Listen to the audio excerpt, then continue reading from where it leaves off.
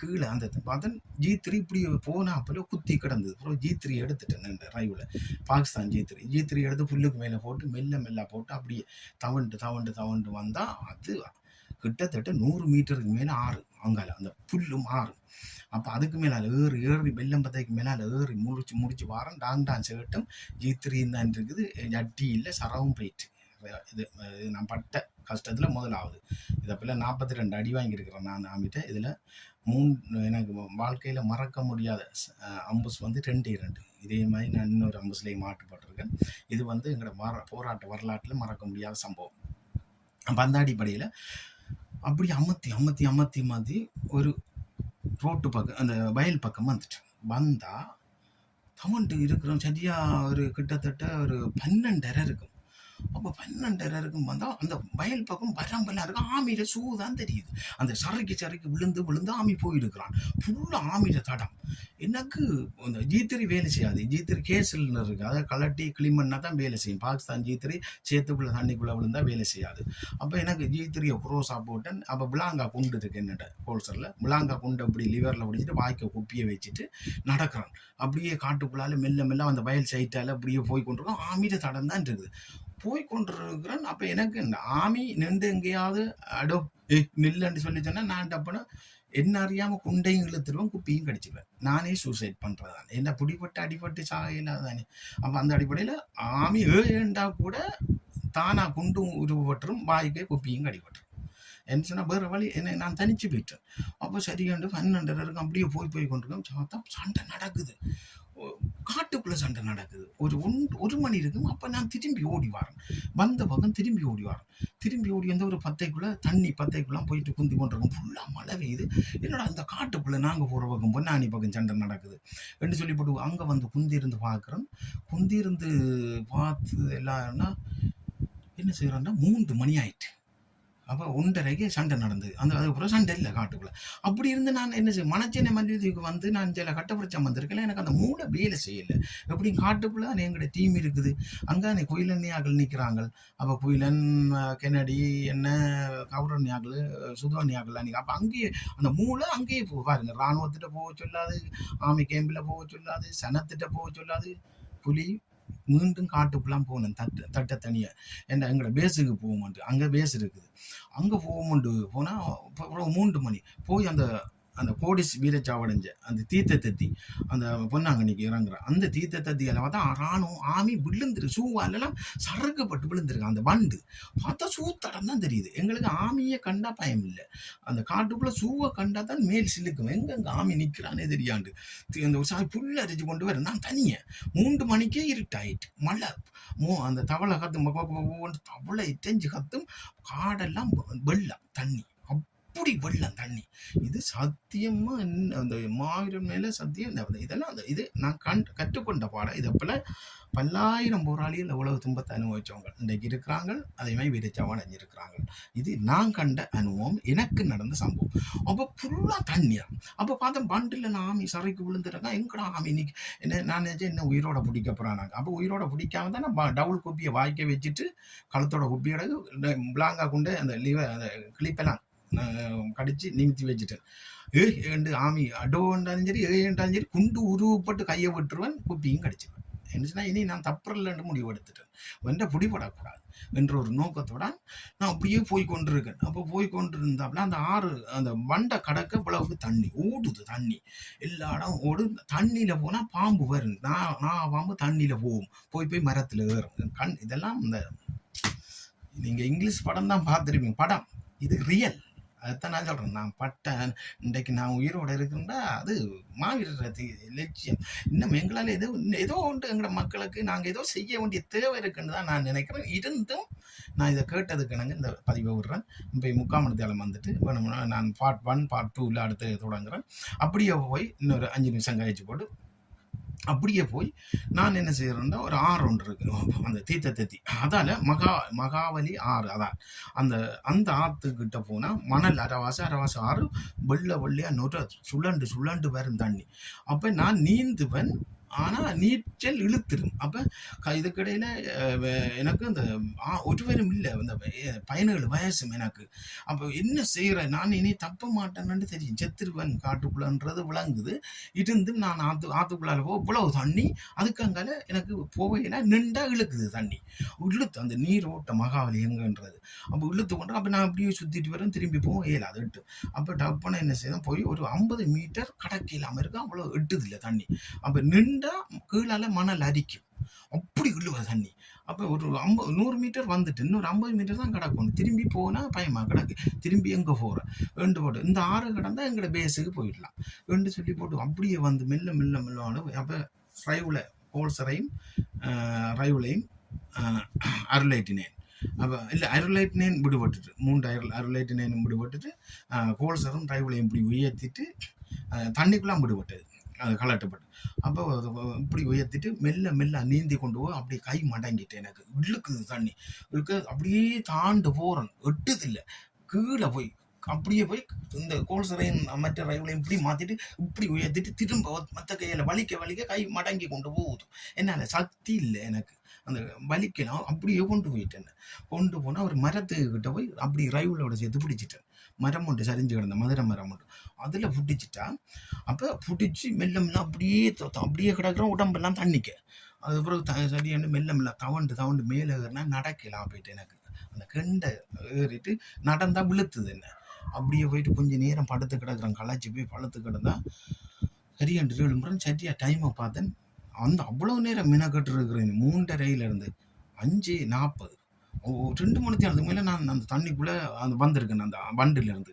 அப்போ மெல்ல மெல்ல மெல்ல மெல்ல வந்துட்டு அப்போ 5:40 ஆயிட்டு இருட்டுப்பட்டுட்டு சுற்றான இருட்டுப்பட்டுட்டு முழங்குது பள்ளி முழங்கும் மழை செம்ம மழை.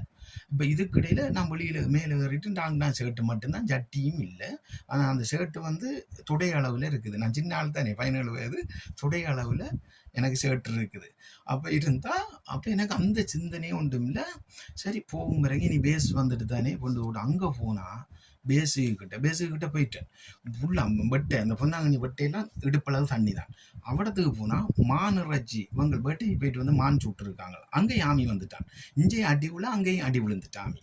அப்போ காட்டுக்கு இறங்கிட்டான் ஆமி. தெரியுமா அவங்களுக்கு பொன்னாங்கண்ணிக்கு இந்த டீம் வந்தது பொன்னாங்கண்ணிக்கு தான் வந்ததுன்னு சொல்லி நீலாப்பிள்ளை ஆமி இறங்கிட்டான். ஊராண்டிய ஒரு இடம் தான் அது பொன்னாங்கண்ணி. அப்போ பார்த்தா மான் இறைச்சி அப்படியே வெட்டுன மாயி கிடக்கு. அப்படியே மான் கொண்டு வந்து ஒரு சந்து தூக்குன மாயி கிடக்கு. மற்றது பரனில் வளர்த்துன மாயி கிடக்கு. ரொட்டி எல்லாம் சுட்ட குழைச்ச மாதிரி அப்படியே நனைஞ்சு போய் தோஞ்சி போய் கிடக்கு. ஏக்கிலம் அடி ஆமிர அந்த பச்சை எம்டி அதில் வச்சு அப்படியே கிடக்கு குமிஞ்சு கிடக்கு. ஏக்கிலம் ஜாட்டி அதில் வச்சு அடிச்சிருக்கான். ஏக்கிலம் சண்டை நடந்திருக்கு அதில். அப்போ பார்த்தா 6 மணி என்னடா இஞ்சி ஆமியா. அப்போ குட்டியில அப்படியே எல்லாம் விழுத்தி கொத்தி கிடக்கு. எல்லாம் ஆமியோட சூத்திரம் தான் இருக்கு அதில். அப்போ பார்த்தா இஞ்சியும் வந்தேன். அப்போ எனக்கு மண்டையெல்லாம் எனக்கு பயம், நல்ல பயம் வந்துட்டு. அப்போ நான் சின்ன ஆளும் தானே, ஒரு தொடர்வும் இல்லை. அப்போ ஓடி போய் ஒரு காட்டுக்குள்ளே பூந்தா நான் நினச்சேன் எல்லா இடம் ஆமி. இனி நான் குப்பி அடிக்கத்தான் போகணும். இனி வேறு வழி இல்லை, தொடர்பு இல்லை. போக்கி இப்போ மாதிரி போகணும் இல்லை. அப்போ அந்த நேரம் போக்கி வெளில ஆளுக்கு ஒரு போக்கியும் இல்லை. ஒரு தளபதி மாதிரி பொறுப்பாளர் மாதிரி தான் போக்கி. எங்கள்கிட்ட போக்கியும் இல்லை. நான் சின்ன ஆள். அப்போ சரி என்று சொல்லி போயிட்டு இருந்தால் இப்போ 46 நிமிஷமாக போயிட்டு சரி 55 நிமிஷம் மட்டும் கதைப்போம். இது இப்போ பார்ட் 1 பார்ட் 2 வந்து நான் தொடர்ச்சியாக மாதக்கணக்கில் எங்களோட வரலாறை நான் சொல்கிறதுக்கு இருக்கிறேன் ஒவ்வொரு சம்பவத்தையும். அப்போ சரி என்று சொல்லி போட்டு நான் என்ன செய்கிறேன்னு சொன்னால் போயிட்டு ஒரு 10 குந்தி கொண்டு இருந்தோடு இன்னொரு இடம் நாங்கள் சமைச்சு சாப்பிட்ற இடத்துல அவ்வளவு சம்பவம் நடக்குது. அப்போ பார்த்தா இன்னொரு இடத்துலாம் போய் படுக்கிறோம். நாங்கள் அந்த ரெக்கிக்கு நிற்கிற 15 பேர் சமைச்சு சாப்பிட்ற ஒரு வெட்டையில் ஒரு ஆற்றுக்கு பக்கத்தில் படுக்கிற போய் ஒரு காட்டுக்குள்ளே வெள்ளம் அந்த காட்டுக்குள்ளே அதுக்குள்ளே கொட்டியில் ஒன்று இருக்கு. அங்கே போகுன்ட்டு இரவு விடிய போவோம். அங்கன்ட்டு போய் படுத்தா மழை அடிச்சு ஊற்றுது. ஆண்டவன் மேலே சத்தியம் ஒரு புலாமரம் ஒன்று விழுந்து கிடக்கு. அதுக்குள்ளே தலையை கொண்டு பூத்திட்டு இப்படியே படுத்து கிடந்தா இந்த இடுப்பால் தண்ணி ஓடுது. காடு தானே வாந்து ஓடுது தண்ணி. அப்போ நான் கோல்சரை கலட்டி காதுக்குள்ளே வச்சுட்டு மண்ணெல்லாம் காதெல்லாம் மண் அந்த கரைஞ்சி அந்த விழாமரத்து வேருக்குள்ளே பூந்து படுத்தா அப்போ காதெல்லாம் மண். அப்போ நான் கோல்சரை கலட்டி காதுக்கு உள்ளே வச்சுட்டு இப்படியே படுக்கிறேன்.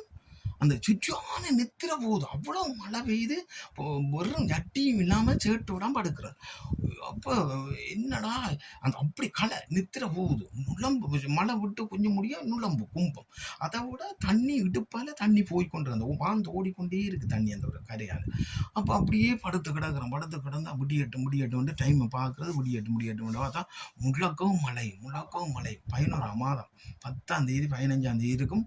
என்ன விடிஞ்சா எனக்கு கையெல்லாம் இப்படி ஒவ்வொரு விரலும் இப்படி மொத்தத்தில் வந்துட்டு எல்லாம் விரைச்சி போய் எல்லாம் இதாக போயிட்டு.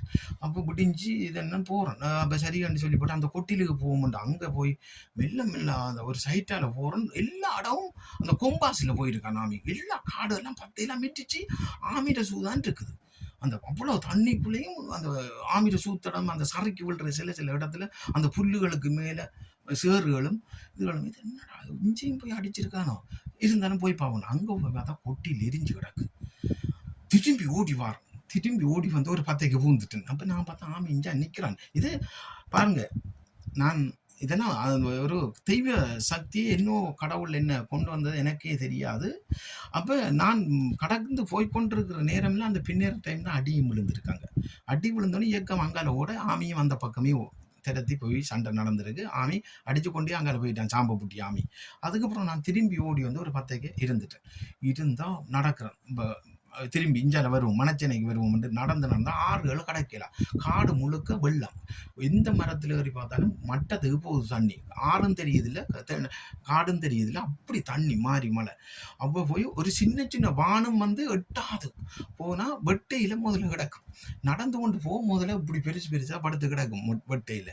அப்போ எனக்கு முதலையை பற்றி சிந்தனை இல்லை, பாம்பை பற்றி சிந்தனை இல்லை, யானையை பற்றி சிந்தனை இல்லை, ஆமியை பற்றி தான் சிந்தனை. ஆமி பிடிப்பான், அப்போ பிடிச்சா நான் குப்பி அடிப்போம், இல்லாட்டி என்ன சுடுவான் அப்படின்றது. அப்போ நான் கோல்ஸ் டிரைவ் இப்படி க்ரோஸாக போட்டிருக்கேன். நடந்து போனால் ஒரு வானை ஒன்று கடக்க இல்லாமல் இருக்குது. அதை ஒரு மாதிரி எட்டி தண்ணி குடிச்சு தண்ணி களைச்சி போய் கடந்து போனால் அங்கே தீர்த்தத்தி என்று இருக்குது முருகன் கோயில்.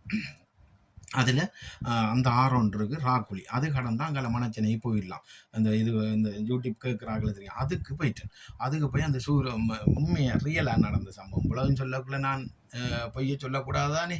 அப்போ இதில் வெக்கமான மரியாதையில் நான் 17 வயதில் நான் பட்ட கஷ்டம் இயக்கத்தில். இப்போ நாங்கள் ஆமிட்டையும் ஓடலை, காட்டி கொடுக்கையும் இல்லை, துரோகம் அப்படி கஷ்டப்பட்ட நாள் இதுவரைக்கும் ஒரு துரோகம் செய்யலை. இன்னைக்கு எங்களுக்கு அந்த வேதனையில் அந்த வழியில் எத்தனை பேருக்கு அந்த வழியை சொல்கிறோம். நான் போய் அந்த சுருவம் குத்தி இருக்கு சூலம், அந்த சூரம் குத்தி தீர்த்தத்தி மல்லித்தீவு தீர்த்தத்தி என்று சொல்கிறது இது கேட்குறாங்களே தெரியும். அதில் போயிட்டு நான் அந்த சூலத்தை கட்டிப்பிடிச்சி அழுதேன். நான் இனி வீட்டை போயிடுவேன், பிள்ளத்தி முருகா என்னை காப்பாற்றணும், நான் அம்மாவிட்ட போகிறேன், அக்காட்ட போகிறேன், சகோதரத்திட்ட போகிறேன் என்று அழுதேன். கொஞ்ச நேரம் அழுதுட்டேன். இனி நான் இயக்கத்தில் இருக்க மாட்டேன், என்னை காப்பாற்றுன்ட்டு. அப்படி அந்த எனக்கு இந்த காட்டுக்குள்ளே 2 நாள் திரிகிறேன். முதல் நாள் திரிஞ்சு அடுத்த நாள் இது எனக்கு இந்த எங்கே போகிறேன்னு தெரியாது. ஃபுல்லாக காடுக்குள்ளே தண்ணி, பாதையும் தெரியாது. அப்போ வந்து அழுது போட்டு இருக்கிறேன். சரியாண்டோடு எனக்கு இது கடந்தால் மனச்சனையே போயிடுவேன். அப்போ என்னோட போய் ஆற்ற கடந்தேன். அந்த மகாவலியங்க அது எட்டுதில்லை, அது 100 மீட்டர்கிட்ட அப்படி பரவலாக போகும். நுரைச்சி கொண்டு எடுத்துரும் மாக்களை. ஆனால் நான் நீந்துவேன். ரைவுளில் கொண்டு வாடி நாளைக்கு ரைவுள் கொண்டு போனால் மதிப்பில்லை இயக்கத்தில். ரைவுளும் கோல்சரும் கொண்டு வாடி அப்புறம் நாளைக்கு சண்டையில் விட்டுன்னு தான் சொல்லுவாங்க.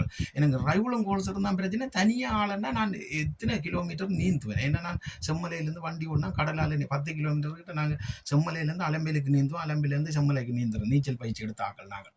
அப்போ எனக்கு அந்த சூலத்தில் வண்டி போட்டு போயிட்டு ஒரு நாவ மரத்தில் ஏறி கொஞ்ச நேரம் இருந்து போட்டு பார்க்குறேன். எங்கே ஆமி நிற்கிதான்ட்டு பார்த்தேன். ஆமிகிட்ட இதுகள் இல்லை, ஒரு நடமாட்டவும் இல்லை. அப்போ கீழே இறங்கி வந்து ஒரு பிறப்பம் பத்தம் இருக்குது, அதுக்குள்ளே பூந்து ஒரு சரியாக அடுத்த நாள் ஒரு 10 மணி இருக்குது. 10 மணி டைம் பார்க்குறோம். அதுக்குள்ளே கொஞ்சம் நேரம் படுத்துட்டு 6 கடைக்கு இல்லாதானே ஃபுல்லாக தண்ணி மழை பெய்யுது திரும்ப. அப்போ அதுக்குள்ளே கொஞ்சம் நேரம் 10க்குள்ளே பூந்து நித்திர வருது. அந்த கடைக்கு என்ன தெரியும் நித்திர வருது. இப்படியே பூந்துட்டு 10க்குள்ளே கோல்சரை வச்சுட்டு இப்படியே படுத்து கிடந்து ஒரு 1/2 மணி நேரம் படுத்த மாதிரி தான் இருக்குன்னு. சரியா 12:30 2 மணி நேரம் படுத்துருக்குறேன். எனக்கு ஒரு ஆள் முதுகில் அடிச்சமாக இருந்தது. ரியலாக சொல்கிறேன், எலும்புன்னு சொல்லி அடிச்சமாக இருந்தது.